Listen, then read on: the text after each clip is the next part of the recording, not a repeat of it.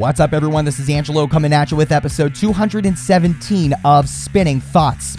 If you're watching this video on YouTube, give it a like. It really helps. And if you're new here at Spinning Thoughts, make sure you're subscribed with notifications so you never miss any of this free music content. My guest here in episode 217 is Josh Higgins, the owner of Refresh Records, and I've never had a record label on the show as a guest. This is a first. It only took me 217 episodes to get here, but wow, I'm glad to be here. Josh and I talk about building community, him taking a mental health hiatus toward the back end of 2020. We talk about a few upcoming releases the label is about to drop that he's excited about, I'm excited about, and I think a lot of you are going to be excited about. Josh is into physical media just like me and probably just like a lot of you. So we talk about vinyl, the surge in tapes in the music industry, and really a whole lot more. Without wasting any more time, this is my conversation with Josh Higgins of Refresh Records. I am so excited for my guest here in episode 217. Everybody give a warm Spinning Thoughts welcome to Josh Higgins from Refresh Records. Josh, what up, man? How you doing? Good.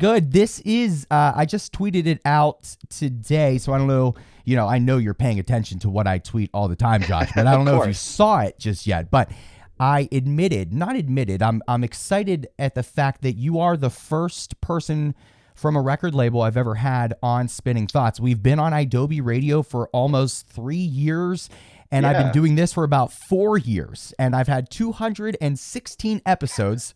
It took 217 for me to get somebody from a record label. So congratulations.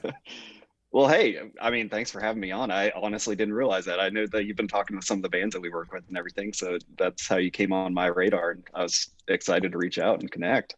Yeah. So, this is a pretty big deal. And I figured it was better to not tell you that in advance. I didn't want you to get too nervous, about this kind of thing.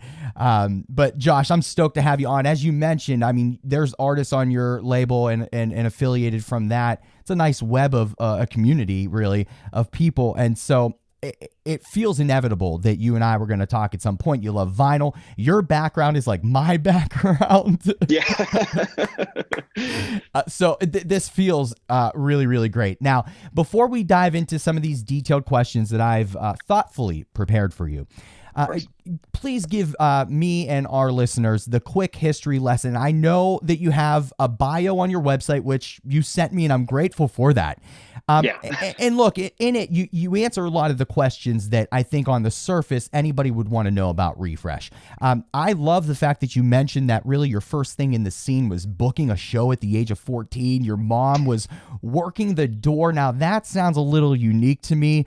So give me some more detailed information on where Refresh really came from and kind of where we are here today, like how we got here today.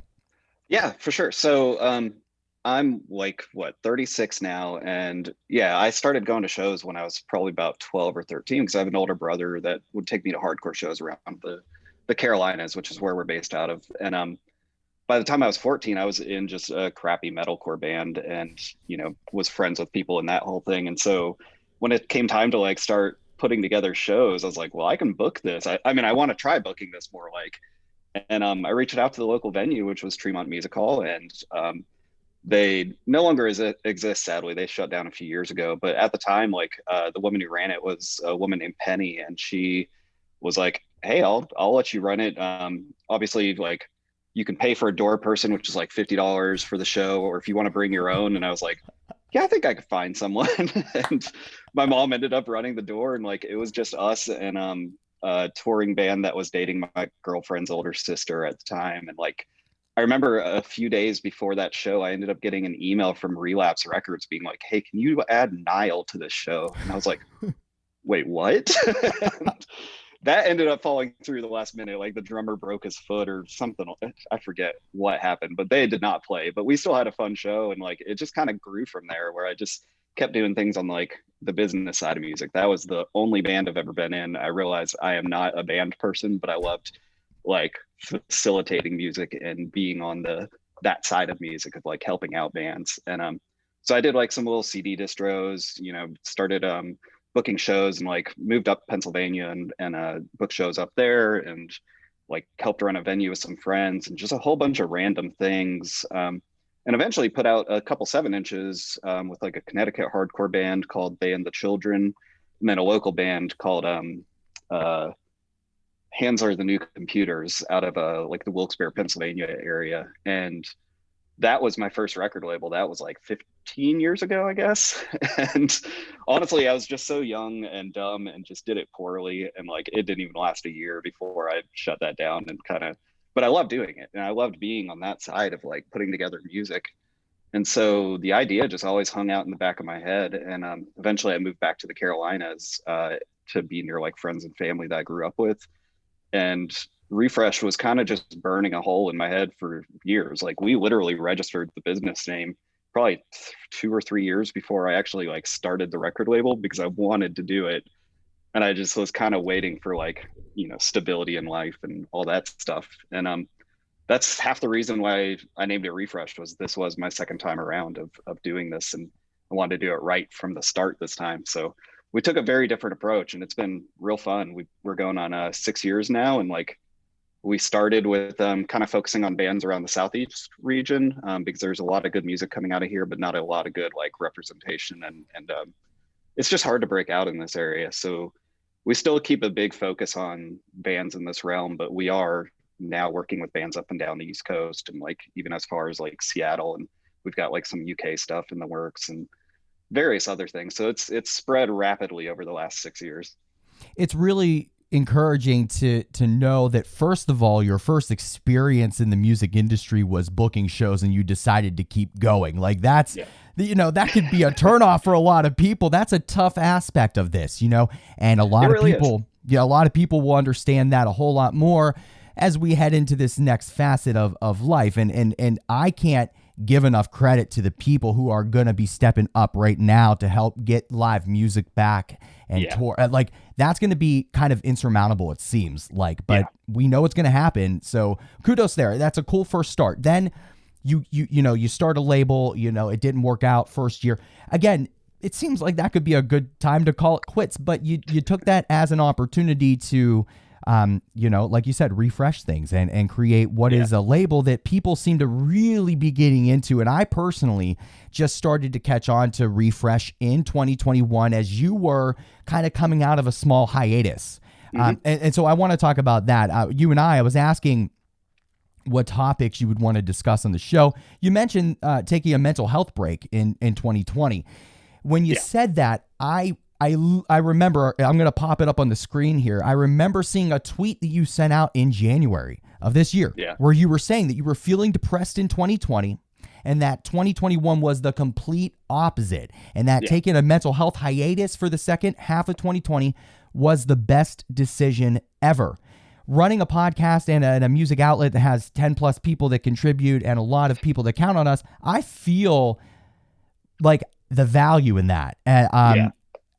I totally get where you're coming from. And to be honest, it's, I'm sure it had to be hard, even though it's probably seemed really after a break, like nice to come back. I'm sure it was still tough to come back. So without putting words in your own mouth, Josh, talk to me more about that whole thing.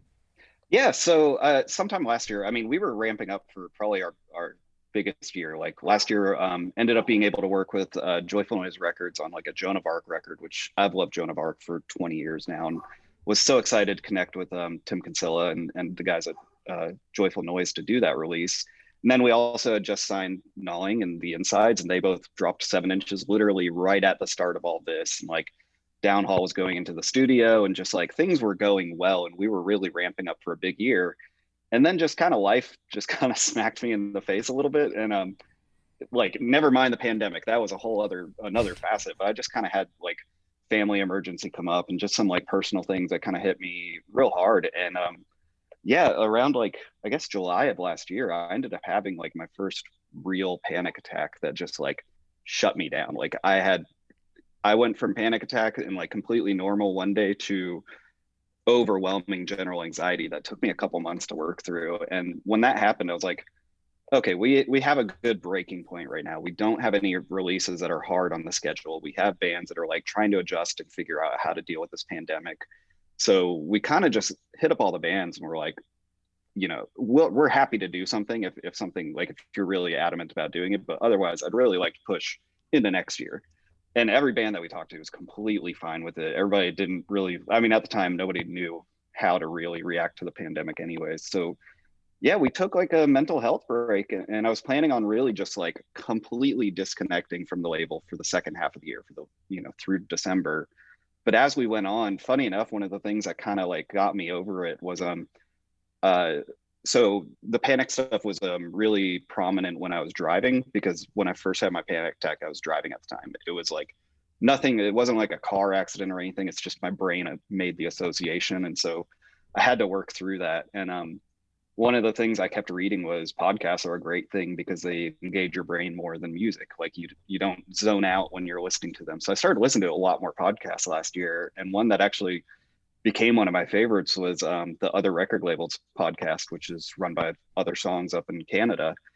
And they were just hosting so many great record labels I loved, and I just kept listening. And it like there was a lot of information I already knew, but it just kind of seeing the different perspectives of other labels and seeing like just like everything about it was honestly just kind of reinvigorating me and like making me excited to get back into things. And so yeah, we were on a hiatus through the end of the year with like releases, but by the end of the year we were just like ready to go and just started. I mean, we started working with Nicole from Hit Like a Girl, and Nicole, I mean, the first thing that they said to us was this album followed a panic attack of like, I think in December of 2019. And when I was reading this description, I was like, this speaks to me. Like, I don't even need to listen to the album yet to know that this is already going to connect with me.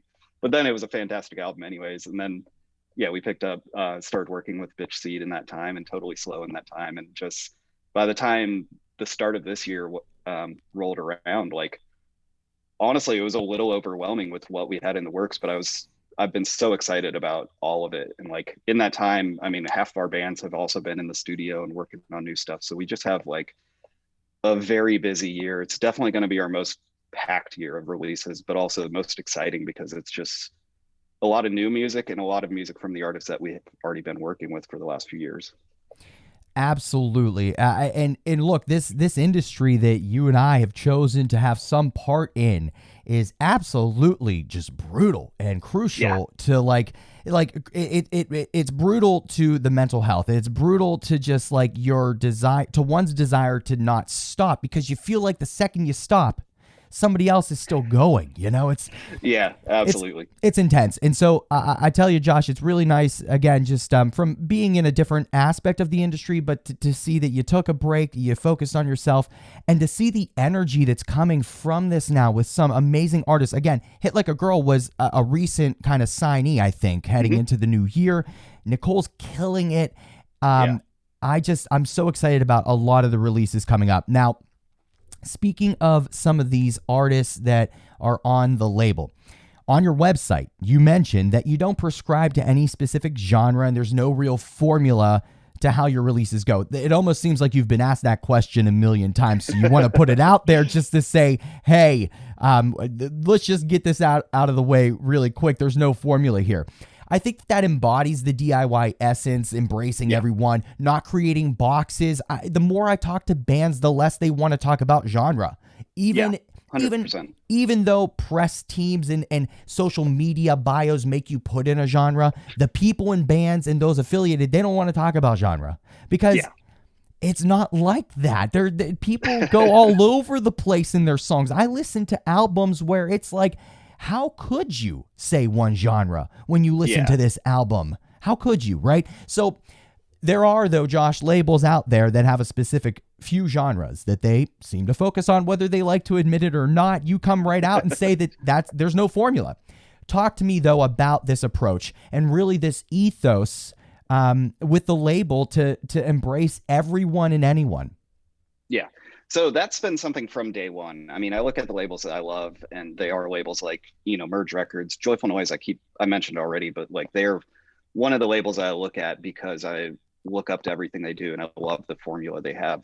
And none of those labels really have a sound. They have artists that they support, and the artists are all over the place. And sometimes they're just, whacked out of their minds, sounding like, they might be side projects of a main band that has a sound, but then you listen to their side projects and it's just off the wall. And like, I love that aspect. Like, I love music for the art aspect of it, of This is about creating, and it's about, facilitating creativity more than it is about making something that will sell or whatever. Like, I'm lucky in that when I'm running this record label, it's not my full-time job. I do work, as a software developer and stuff. So I'm lucky that I can kind of support the record label and take more chances. And because of that, we just didn't want to have a sound from the start. Now, admittedly, I will say in the first couple of years, we were kind of all over the board with the sound, and we've had to dial it in some. One big reason is that it is hard to build a fan base around no genre. So I've always listened to a lot of the stuff that we've been putting out, like in the emo realm and in the indie rock realm, and just kind of that pop punk realm and everything. That's the stuff I've been listening to since I was a teenager. And so it's the stuff that's rung true. And, we kind of diverge into like some math rock, some post rock. We've put out like a hip hop album. We've done some like folky, some singer songwriter things, which is all stuff I love listening to. But as we've gotten older, we are kind of narrowing a little bit. And it's not so much because I don't want to keep working with artists outside of this realm, because I do. It's because I do want to also create a little continuity so that we can get more people to be excited about when we introduce a band. They don't have to like do their whole due diligence of like, is this something I'm going to like? That's a hard thing to do when you're running a genreless thing. But that is still a big part of it. And even if we do kind of start narrowing the sound, I still want like a good 50-50 balance of whatever the hell we want to put out, and then stuff that kind of fits more into a vibe that people can get behind. Because that's just how I listen to music too. And yeah, I mean, that's the gist of it. And then as far as like actually like the relationships we have with bands, we definitely don't have a formula there. We go into each thing, looking at what they need. I've played so many different roles and filled so many shoes depending on the band. Some bands already have like a full team of everyone, like booking agent, manager, whatever, and they don't really need help. They literally just need somebody to press some records and help them market them. But some bands need a lot more hands-on, or want a lot more hands-on, or just come to us with like different ideas. And like, I mean, obviously I'm a big record nerd, so I'm big on the physical medium, and like come from a print background where I worked at print shops for a while too. So I love things that you can touch. So I love the bands that have those like creative ideas that they don't know how to get together. Like with Hit Like a Girl was a good example. When we were coming up with like merch for that album, Nicole was like, I want to make candies, like heart candies and various things. And like, those are the things that I get really excited about, because as a fan and a collector, like I get so nerdy when I get those things in the mail. And so yeah, it's really just about facilitating the needs of the individual band. And that means that every single relationship we get into is a little bit different. And that's fine with us. When I first started Spinning Thoughts about 4 years ago, I remember talking to bands, and one of the questions I always ask a band that is affiliated to a label, because I played in bands and I never got signed. Yeah. So to me, I think it's cool as hell still that bands get signed to labels. Like, to me, I never was able to accomplish that. So I always ask bands, like, what's the dynamic like? What's it like working with this label? I'll tell you, it seems like your approach to working with artists is the correct one. Not that there's a right or a wrong way, but from my anecdotal experience, artists seem to like that sovereignty to do what they want and just have a group of people behind them that support who they are, what they're trying to accomplish, and knowing that it's fluid, because release A will be different than release B and C, So I get that vibe from Refresh. And with that, and you kind of mentioned this, leading into another great segue here, that, you may, I think that all all labels at some point have to have some sort of core to what they do, because like you said, it is difficult to build a fan base. The market is saturated. There are so many bands, so many labels, so many podcasts and everything. I feel that pain. It does seem like you're narrowing in a little bit here. And what that tells me is that you're building a community. When I think of DIY, the first thing I think of is community. Refresh is part of this larger community, and there seems to be a sub-community within that. I'm noticing it with I see you interacting with like Knife Punch Records, I think, and all the bands that are intertwined within that. Like, I feel it on the social media, and just wait till shows come back and we see it in real life. Talk to me more about the importance, because I know that you mentioned to me pre-taping that And I'm curious, maybe for you to expand, like you want to break almost out of this shell, like this introverted Mhm. shell, and kind of embrace community as you head into this refresh of 2021. Talk to me about that.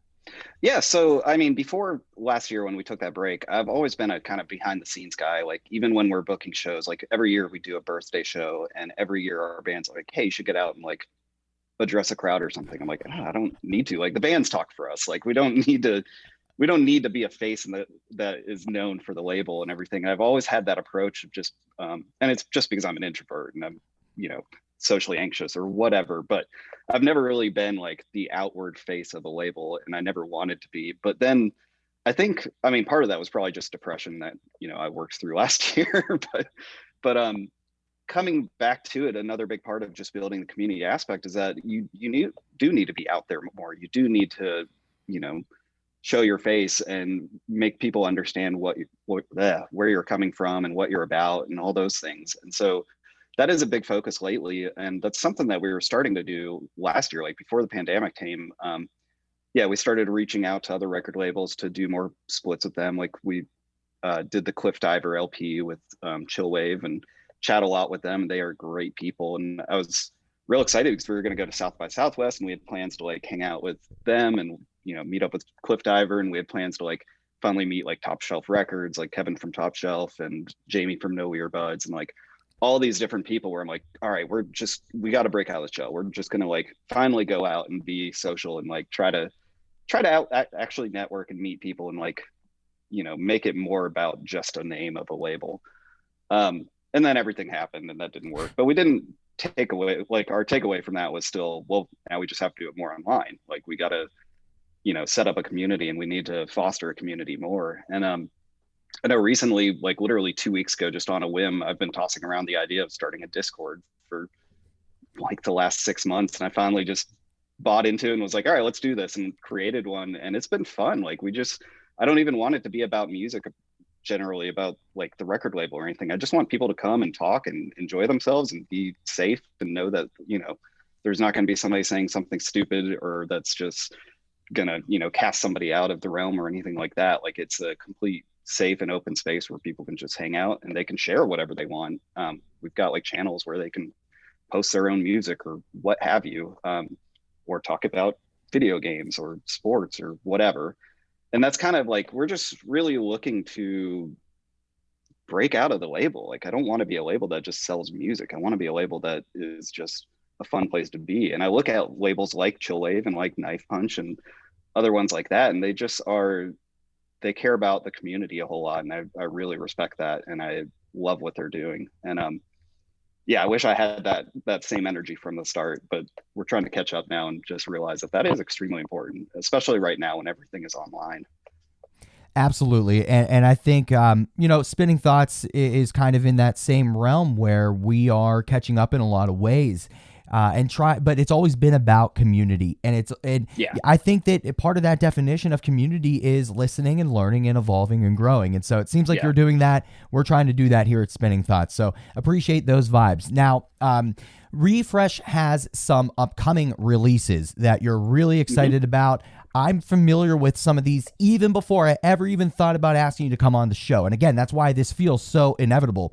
So some of them including Totally Slow. Downhaul's been getting a lot of attention, and Gnawing. And you and I talked before. I'm hoping to get Gnawing on the show because they were nice enough. John was nice enough to reach out and talk. And really, anybody listening, just so you know, bands, anybody, if I see you have an interest to talk, like Josh didn't even reach out to me. I just saw he tweeted about it. And so I reached out to him. Like, if you're into talking about music, just put it out there. You never know who might want to talk. But Josh, Totally Slow, Downhaul, and Gnawing. This is a great example of that sonic diversity that's affiliated at Refresh. But there is some continuity, like you said. I think there's a little bit of that punk, a little bit of that indie, a little bit of grunge that comes in there as well, too.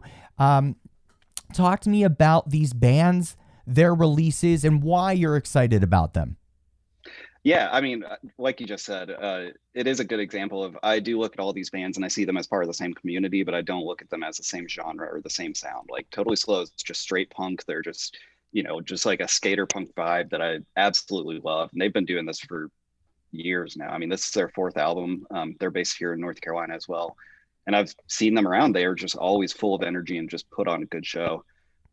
So their album comes out actually in 2 weeks, I guess. Yeah, or maybe 3 weeks. The first Friday of next month, and yeah, we've got some more singles coming out, some more videos. They've just been killing it, and we've been real excited to start working with them. Downhaul obviously has been on the label for a minute.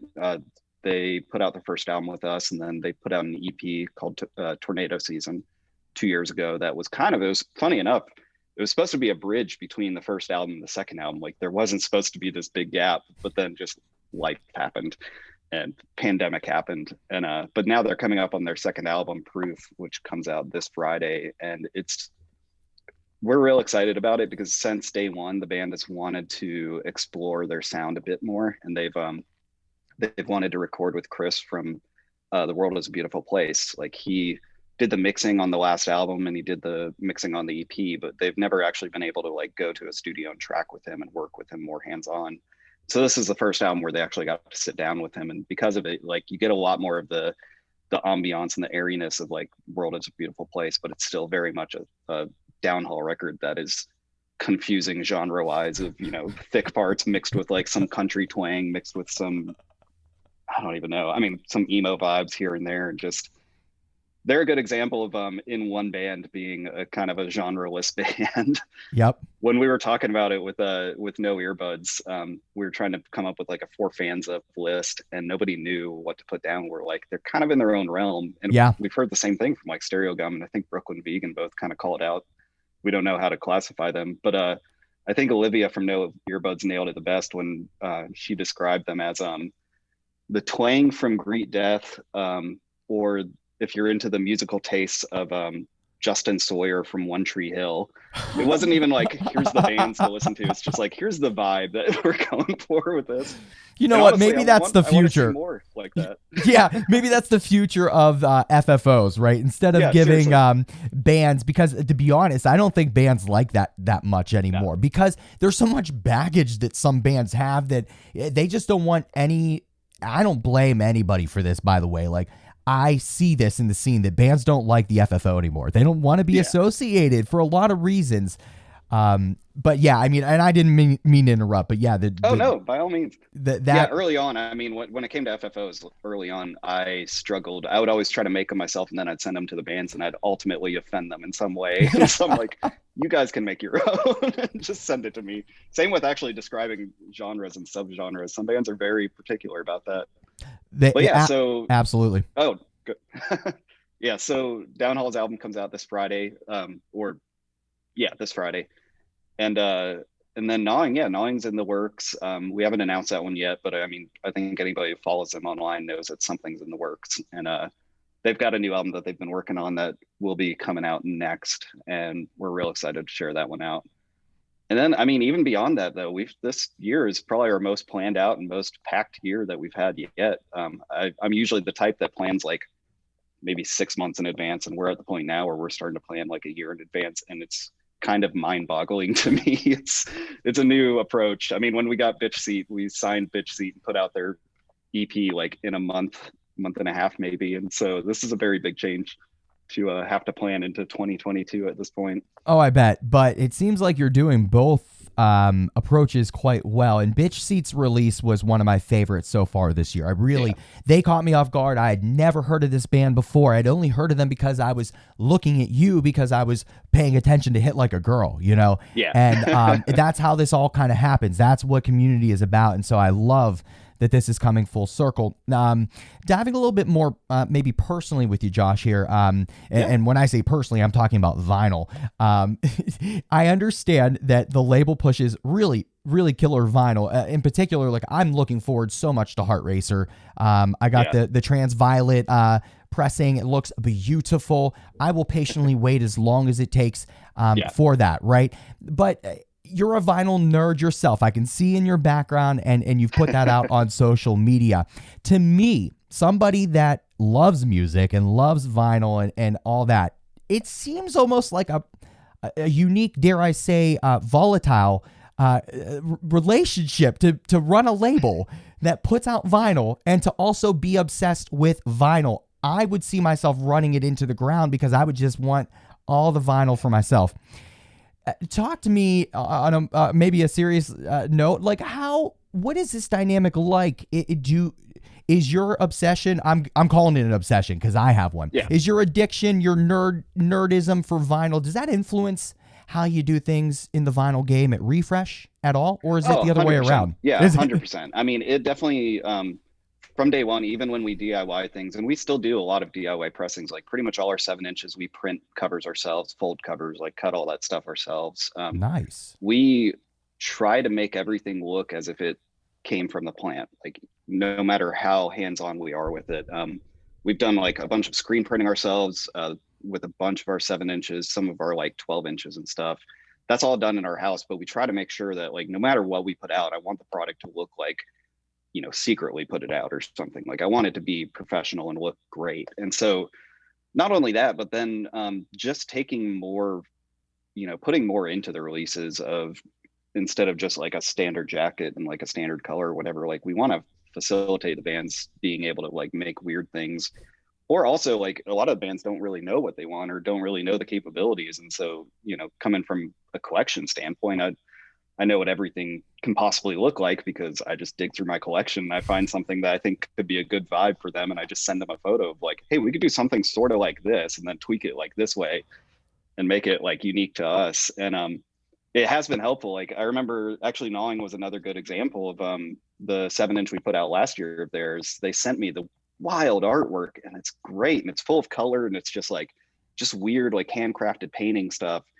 But we didn't know what to do with the vinyl. And I was like, I think we need to just buy into that. Like we need to just go crazy with color. So we went with like honestly, what would kind of be ugly in any other scenario, like a green with like orange bits in it. And it would have looked nasty in anything else, but it just looked great against their art. And I think being able to just kind of like see what it would look like in person by digging through my own collection, then mock it out and send it to the bands like, hey, let's do this. Has definitely made it easier to kind of come up with those ideas together. I think it sounds amazing. Like that's a dream to me, is to run a label, print, press vinyl. I would hope that you have, almost every release in your collection. I certainly would. Do you? I'm also the type that like I usually keep a little bit extra of everything that's sold out because you never know when you'll need it. Like you never know if somebody's going to be like, hey, mine never showed up in the mail, or, down the line, you just want to do like a giveaway or something. So we usually have, some saved for special scenarios. Actually, funny enough, like Young Mister was the first album we ever put out, and it's been sold out the colored vinyl sold out 4 years ago, but the actual whole pressing sold out a couple of months back. And somebody hit me up and was like, hey, this is actually the song that like me and my boyfriend first met, and like it was our song, and now we're getting married and we'd love to play the vinyl at the wedding, but it's not available anywhere. And I was like, yeah, I can hook you up. And like that's the sort of thing where I hold these back because I never know when there's going to be a good scenario that I think is like, I want to help you. I want to make sure that we can get you what you need because that's such a special scenario. Oh, that is so nice to hear. No joke. Earlier today, I saw Bad Time Records was yesterday. So we're taping on a Monday. I'm talking yesterday and a Sunday. Bad Time Records put out the owner. I don't know their name. I'm just getting into them, but I love what they're doing. They were putting out that they were going to just randomly put out a couple, vinyl from their own personal collection of releases from the label, like Kill Lincoln, I think they play in, Catbite. And I was looking, I'm like, shit, like I missed out on some of these. Like I love when labels do this. It seems like, there is a foresight with some of you to hold on to a few of these in the event something special would come about. So that's encouraging to know that.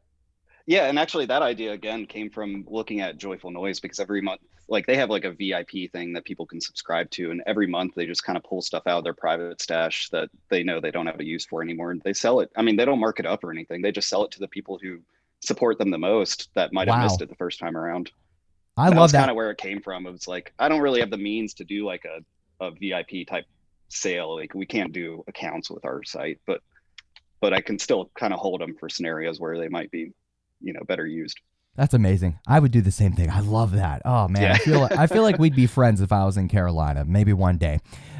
Now, Josh, pressing and shipping vinyl since the start of COVID, it seems to have been just insanely costly, timely, unpredictable, and it doesn't seem like anything's getting much better in the immediate future. I see a lot of bands still releasing vinyl and saying, like, I'm seeing release dates now of October, December, for releases that people are talking about today that maybe they didn't have the luxury or whatever of planning ahead of time, right? Like, we're in a weird time. How has Refresh been dealing with this adversity? Because I still do see a lot of bands releasing vinyl. Again, it seems like there was some proactivity involved in that. How have you been dealing with this, and what do you see the future being like with the vinyl industry?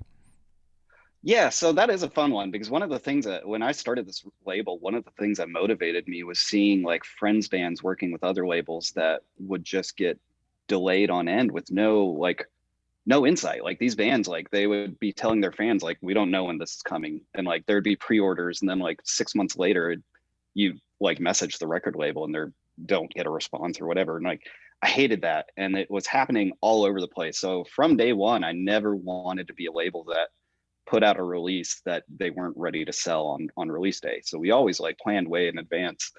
And we've always scheduled that way, but taking the break last year, I knew that things were delayed. I didn't know how delayed they were. So when it came time to Hit Like a Girl was going to be the first release of the year in March. And when it came time to send that off, I was like, yeah, let's just wait till January to send it off. Wait till people get back from the holidays, because I wasn't thinking anything of it. I was like, even if it's delayed extra, like we're used to getting turnaround in 2 months, not, I was like, so it might be 3 months. Who cares? And then we go to send the job and they're like, well, it'll probably be like June. and I didn't know what to do because I'm like, I have like 4 releases before June. Yeah.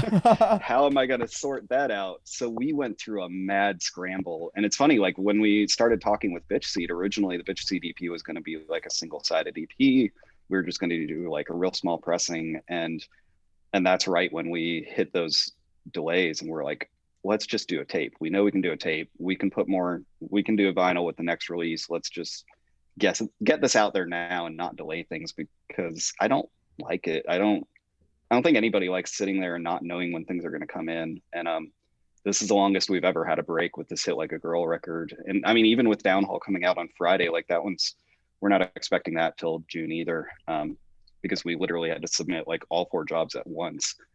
So right now we are just kind of the releases that we know are going to be on vinyl. We're just giving a little bit more lead time, and we're kind of reaching around and trying to talk with other places too and see if we can get some things faster. But as far as into the future, I do think like our bigger releases, we're going to have to, we are obviously just going to have more lead in time. But I think ultimately, like seeing like all the tapes popping up, I've always wanted to do more small releases. Like we used to do some lathe cut things, but all the people we've worked with in the past kind of stopped doing that. So we've been looking at doing a lot more tape releases because they are fun and like they're easy to put together and like people love them. And so that's one thing, is I think we're going to be just working with more kind of small releases in the meantime too, of artists that we love that, aren't necessarily at the level of being able to put out vinyl, and still make some fun products with them, hopefully, and kind of fill in some of the gaps where our bigger releases can go through that process and our smaller releases can go like faster and more streamlined. And I think ultimately it'll slow back down. There's so many plants opening up right now. Like we had one open up in North Carolina a couple months ago. I know there's been like 2 more that opened up on the East Coast. Like the whole pressing side will eventually catch back up.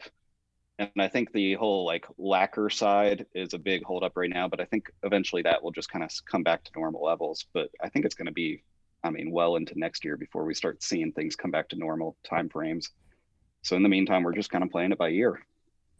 And you're reading my mind with the tapes element of this conversation. I am a big physical media nerd like you. Again, in my background, not only is there vinyl, but I'm big into video games, console video games, Nintendo, all that kind of stuff. I love physical media. One physical media I have never, ever gotten into, and this is no shade, is tapes. Now, Yeah. I don't know if it was because of the year I was born and I was kind of in between mediums that were kind of prevalent at the time, but tapes never ever did it for me.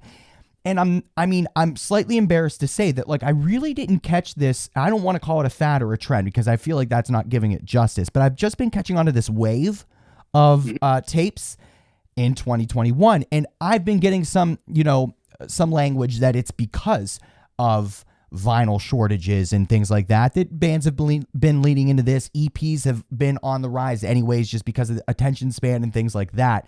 Yeah.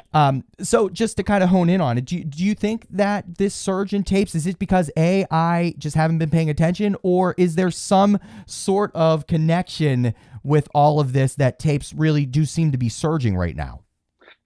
I think it goes both ways. I think like there's definitely the vinyl thing has definitely pushed it more because with the delays and with minimum pressings, I mean, it is harder. And a lot of people used to just do CDs, but CDs are just, I mean, they're pretty much dead at this point. And so tapes have been more personal. Like I mean, it's almost like a masochist type of a relationship where it's like, well, who still has tape decks? Oh, now I got to go find a tape deck.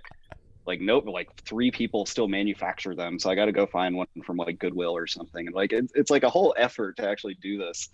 And then, even then, like you can make it more fun. Like you can personalize it, you can like paint on them, and you can do whatever, and it's not going to stop the media from working on like a CD or on like vinyl or whatever. And so I think a lot of bands kind of tapped into that side of, well, I can just duplicate these on our own, and then I can make them unique for our people, and like I can make them more desirable and more fun to own. And even if they don't sound as good or whatever, like people are just going to want it because it is just something interesting. It's an art piece. So I do think that, yeah, I think the shortages and the way things have been going lately have led to that. But I do think that in general, like tapes have been kind of on their way back, probably in a nostalgic kind of manner, just like vinyl did. Yeah. And I think they were just leaning that way. And again, to go back to Joyful Noise, they were kind of quoted as like the first big label that brought tapes back, because they were bringing on bands like Deerhoof and whatnot and being like, and Joan of Arc and Melvins or whoever, and just saying, hey, can we like press your back catalog to tape? And I mean, right there, like that small box behind me is actually a Deerhoof box set of literally every album they've done on tape. And that's how they actually started to get their name out there, was to do all these like awesome tape releases for big bands and whatnot. And then it just kind of grew, and they now probably have like 600 700 releases, and vast majority in vinyl. But I think there were kind of some labels that were already tapping into that side and realizing like there's a nostalgic aspect to this that people love, and people just, it's more interesting than a CD, and it's more accessible than vinyl. And so it's a little bit of both. It is a little scary just from me loving video games and music. Like I'm talking more in the video game realm. This is a conversation that's been coming up a lot lately because PlayStation was talking about removing the PSP and Vita stores, digital stores. Yeah. And everybody's like, okay, wait a second. Then how do I get some of these games that literally don't exist physically? Exactly. And it really has been kind of like freaking me out thinking, and now there's even conversations about how gaming consoles and even like cartridges from Nintendo have a lifespan, like with chips in them and battery.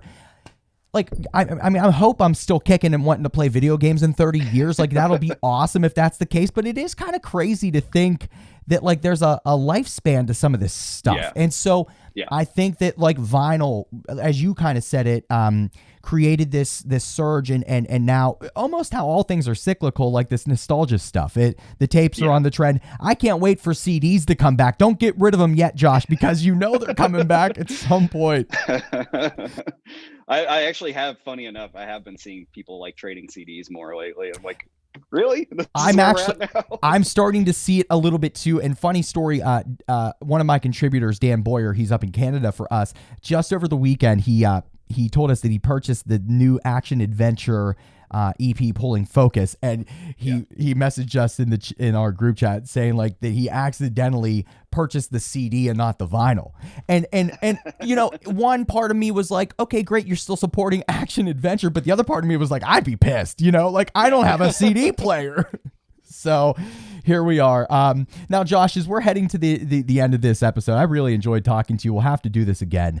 Yeah, definitely. Coming full circle, at the beginning, I talked to you a little bit about you being 14 years old and booking your first show, and that being kind of the start to where you're at now with Refresh and everything else. We're also seeing, live shows and tours start to come back Yeah. after a long hiatus, and people are nervous about it for a myriad of reasons. And I think this has to be done right and correctly and safely and with an inclusive mind. So, Josh, with your experience from dating all the way back to when you were 14 to now and some, wisdom, what could you share or what ideas would you have to make shows as they're coming back safer and more inclusive? So, funny enough, I mean, coming back over the last 22 years, one of the things that has always inspired me about music is that every year it feels better. Like it feels like it's already heading that way. And I love the path that people have been taking. And honestly, I don't know how much I would really change, because I think that everybody has been already looking at it that way. Because like when I started going to shows, I mean, I was, one in 100 male white guys in a crowd of like maybe 10 females and like nobody of color, and just like everything was just so narrow and yeah, it just wasn't great. And I remember like when I first moved back to Charlotte and I started going to shows here, I was amazed at how much younger the crowds were, how much more diverse the crowds were, how much more open it's been. And I feel like every year it's already getting better.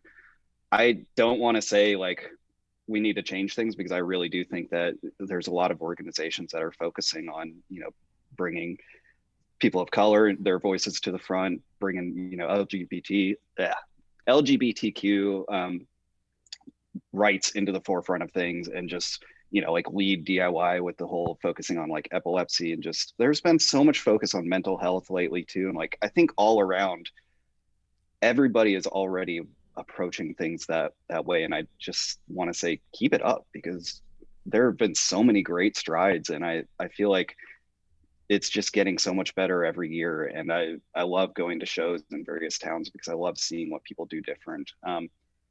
As far as safety and everything, I mean, post COVID, I really hope that people are approaching that differently. Yeah. I want to see hand sanitizer everywhere, and I want to see masks offered, and I want to see, people thinking about those sorts of things and not trying to, invade spaces and whatnot. That's a weird one, but Yeah. yeah, I don't really have any advice, because I honestly think that I love the direction that things have gone. I think it's ultimately getting better every single year. I really like that perspective, because of course there's always room for opportunity and growth and evolution in our scene and in our lives. But I think it's important to also just say that like, hey, we're heading in a good direction, we're definitely seeing a change. We're hearing the voices, and it's because of record labels like you, with the diversity of artists on your label, with a diversity of sonic sound and everything. It's really encouraging. 2021, it's been a challenging year so far. I can't believe we're already halfway through it, but I'm really excited about this back half of it to see how these shows come about, how record labels like you push music now that you can support, like bands can support new music with a tour. I mean, that's going to change the game back to how it used to be. So, Josh, a lot of good things hopefully are ahead. I like that perspective about where the scene and community is going. Before we sign off, though, Josh, I can't believe we've been talking for almost 45 minutes. Is there anything else that you would like to add or say about Refresh or anything else before we go? I mean, as I kind of mentioned earlier, we are just trying to connect with people more. Like if you are on Discord, join us on Discord. We just started one up. It's been fun. We've got like 100 something people on there now. Like follow us on Twitter. I'm honestly the most transparent I could ever be on Twitter, because it's in my pocket. If you like the other sites, follow us there. We're not as active, but we still like conversing with anyone anywhere we can. So yeah, just say hello. And Josh, I saw that you followed us on TikTok recently. I believe we gave you a follow back. I am struggling to get that up and running. It is hard. It was one of the things that I loved talking to Nicole about, was their approach to TikTok, and they have been doing quite well with it and pushing it even more and more. So make sure everybody follows Refresh on TikTok, all the social media. Josh, thanks for being here for episode 217. Yeah, definitely. I appreciate it. Once again, I want to thank Josh of Refresh Records for being here in episode 217 of Spinning Thoughts. Go and check them out on all social media, and make sure you give all of the bands on their roster a listen, because I think a lot of you will enjoy what you hear. Make sure you follow us on all social media at Spin Thoughts. Our website is thespinningthoughts.com, and we are premiere episodes every Thursday at midnight Eastern on idobi Radio. Comment down below and let me know what bands on Refresh do you like the most, and also comment what other record labels would you want to hear from on Spinning Thoughts. We'll be back again, same time, same place. Until then, make sure you share music, spread love.